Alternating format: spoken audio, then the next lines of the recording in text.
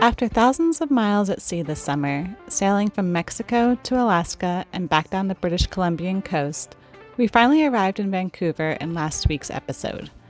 But before we can continue south, there's one big job left to do, and we weren't expecting to do it here.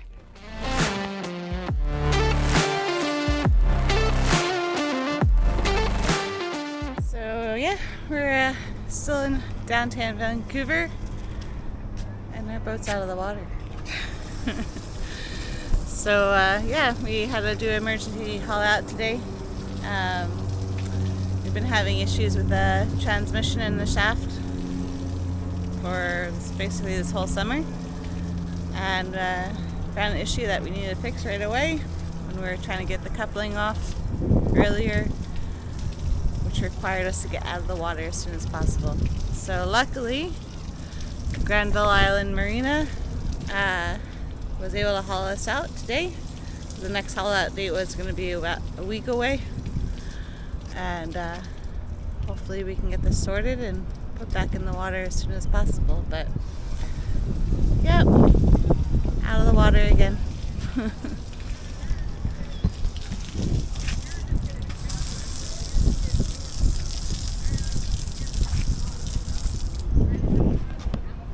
At least the bottom of the boat looks great. Just cleaning off all the sludge from up here. Doing the front half, and Rui's now doing the back half. I'm going to head down to Home Depot and get the nut we need to pull the prop off the shaft and hopefully get the shaft out. Alright, so we've been to the boatyard for almost a whole week now. We pulled out last Friday. It's Thursday now. Basically, this last week has gone by in a flash. We didn't really video much of what we've taken out. It was just rush. So now I'm just going to go over quickly what we are putting back in. So basically, with a new transmission, we were having issues once we got to Alaska. And the issues was causing, we think the cutlass bearing kind of dried out in Mexico, which it didn't present any issues when we splashed back in the water. Like I said, the whole time we were in Mexico, it was fine. We didn't hear anything. But once we got to Alaska is when some knocking started. And the cutlass bearing had basically worn down just in the few hours that we put the motor on while coming up through the Pacific. And so that issue caused a whole lot of other issues. Always make sure you have a new cutlass bearing if you haul out in Mexico. We think just the heat and the dry weather just kind of destroyed the cutlass bearing when it was hauled out for those 9 months. So but anyway, because of that, then we had issues with the alignment of our transmission. Well, I guess it wasn't really the issues with the alignment. We did a good job with aligning it, but because we had a loose cutlass bearing, it was causing damage in the coupling that attaches to the transmission, as well as to the shaft and the key on the shaft. So our bronze shaft was pretty much, in nice terms, screwed over. We had drilled and tapped it a couple of times, but it kept shearing off because the key was getting damaged because the coupling was worn down. So since we've been here, we ordered a new shaft, we got a new coupling, and obviously a new cutlass bearing. And the shaft and the cutlass bearing are both things you have to order, and we were only going to haul out for a short time because we got to make it south still, right? So we are going to start we got everything in, luckily, today. Right on schedule. We got the new shaft. There is a local company here in Vancouver called Defoe, and they do shafts for boats all over the States as well. Yes, it was expensive, but we got a quality stainless steel shaft this time, which I'm really excited about. And so it's very shiny and nice. But And then we got a nice new coupling for the transmission. And then the other thing was the cutlass bearing, which we ordered, and the local marine shop had to order that in. They got it in 2 days. The marine shop themselves, not the best, but they got the order in, which they promised they would, so I'll give them a thumbs up for that. But it's a lot more expensive here in Canada because they have to import it in, and it's the import fees plus just the cost. It was probably 2.5 times the cost of a cutlass bearing in the US. Anyway, we got it. Can't go in the water without it. So, and what else? Oh yeah, and we just got the sails looked over by Evolution Sails, and they were great to work with. They also gave us quotes for new sails because our sails, as we know, are done. So we have an option to replace them with Evolution, which we might do. We haven't ordered them yet because we have spent a lot of money right now, but hopefully we can get those ordered soon because as they repaired them, they said there's not much left on the sail and just to be careful with them. So no 40 knot constant winds for us, I don't think, in the near future. But they did go over them, they checked them, they made them good again for what we needed. Got some new battens made, and also some new battens for the stack pack because we could only get PVC pipe in Mexico, but we actually got some fiberglass battens for the stack pack. So we've done all of this in 6 days. So we got it all now. We're splashing tomorrow afternoon. It's time to put everything back together. The first step was to put in the new shaft and working in the very tight space in our engine room, where we had to make sure the engine and the shaft were aligned properly.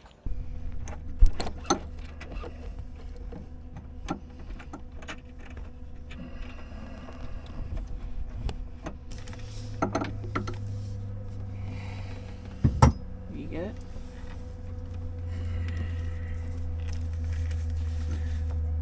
I got it.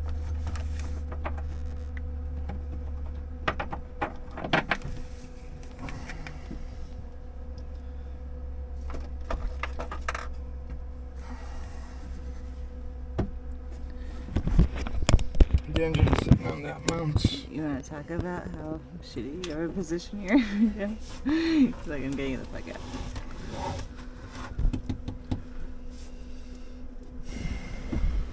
Oh.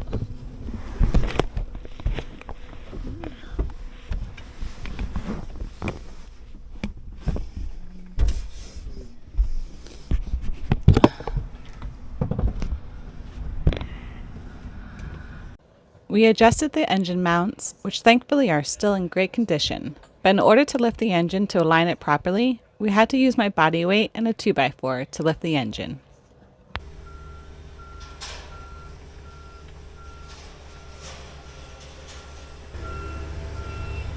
Alright, so right now I'm sitting on this 2x4 lifting the front of the engine so we can adjust the engine mounts on the front. I've been working at this for a little bit. It's a fucking pain in the ass, but we're getting somewhere. And what time is it? Still got 3 hours till we're supposed to splash, so we'll see how this goes.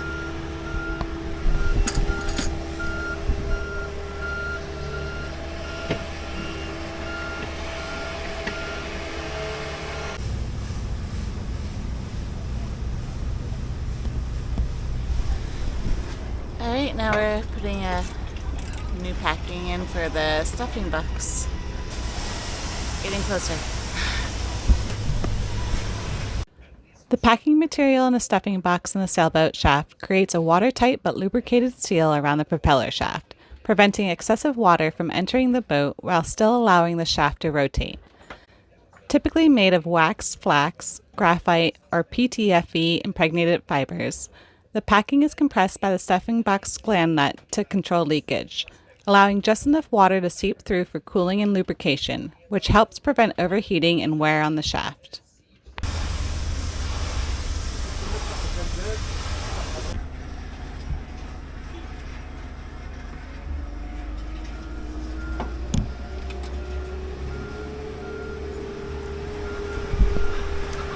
Shaft is now in the coupling.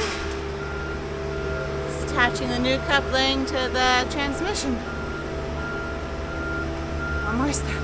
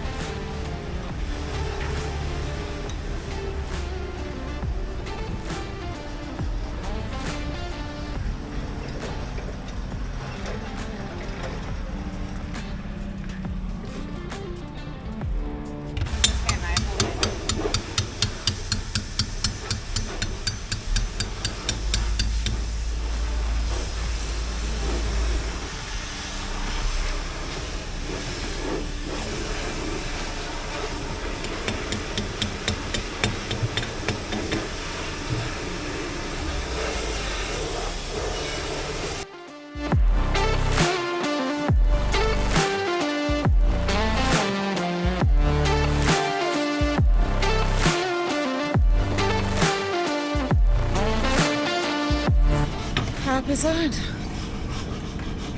Getting closer.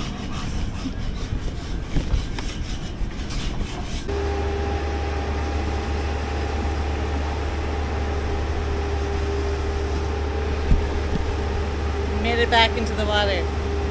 One more step. Yep, we're in the water. We're gonna tow ourselves back over to the anchorage we were at before and sort it out from there.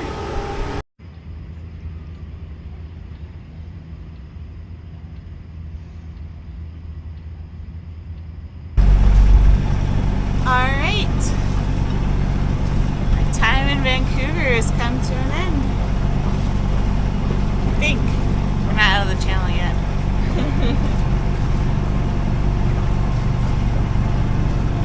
Yep, just heading out of the anchorage and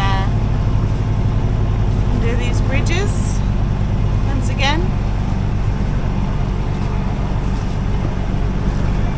So far everything is sounding excellent, which is a good start. Nothing like a new shaft and an aligned engine and a new colors bearing. This boat has never sounded so good. I don't believe it. I always thought that because ever since I've been on it, she would rattle around and until we actually raised the engine because the tranny was a lot bigger than the other one. So we put shims underneath the mounts to raise the engine another inch. And then as I was doing that, I noticed that 3 of the mounts didn't even have nuts underneath them holding them in place. So the whole engine was just vibrating in place and moving around. So even though I aligned the engine before, she had kind of walked her way out of alignment. So we've spent a week in Vancouver, got a new shaft made, and which was great turnaround time. We got our sails worked on, we got the new shaft made, and we are heading out of our anchorage and making our way over to Vancouver Island. Kind of close, yeah. On the other side of the bay, so it's about 6 hours. This is the first trial run after aligning the engine, new shaft, new everything. Fingers crossed, it sounds wonderful. I would not believe this is the same boat. So yeah, like we were saying, like you guys saw, did a lot of work. Obviously we didn't video at all because we're busy at work. It was hard to pick up a camera and do all that work, but just going under a bridge. But yeah, did our splash yesterday, which everyone's seen a boat splash in the water. To be honest, I just forgot to put the GoPro in my hand. But yeah, just making our way out, saying goodbye. It's been pretty awesome, pretty great, sweet location in downtown Vancouver. I wouldn't have believed it that you could do this, but it's pretty awesome. We still have a schedule, or we still have to try and make it out. The weather is looking excellent for a south sail, and still got a long way to go. So will we do it? Stick around and find out.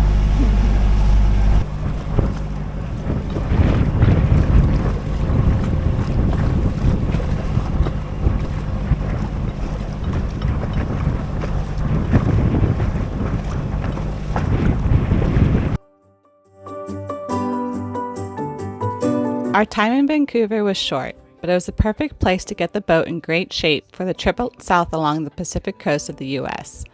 After wrapping up the haul out, we head out for our last couple days in Canada, making the most of our final moments before crossing the border.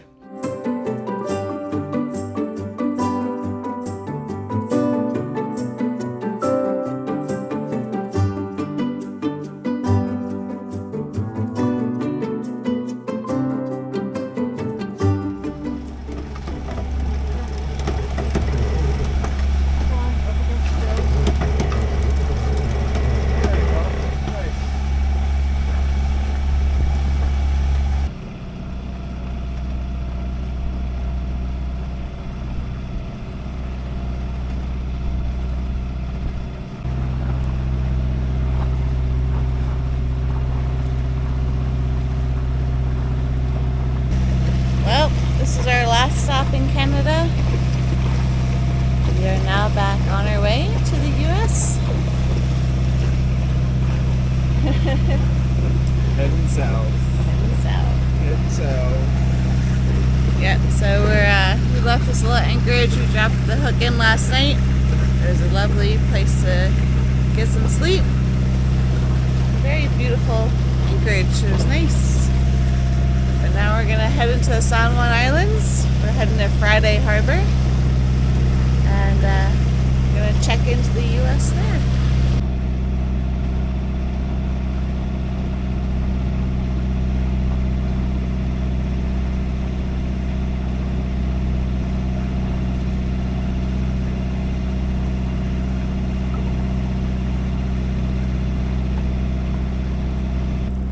There's a lot of current up here, babe. What? A lot of current up here. Maybe it's because of the power boat that went through. You're very close to this rock there, eh?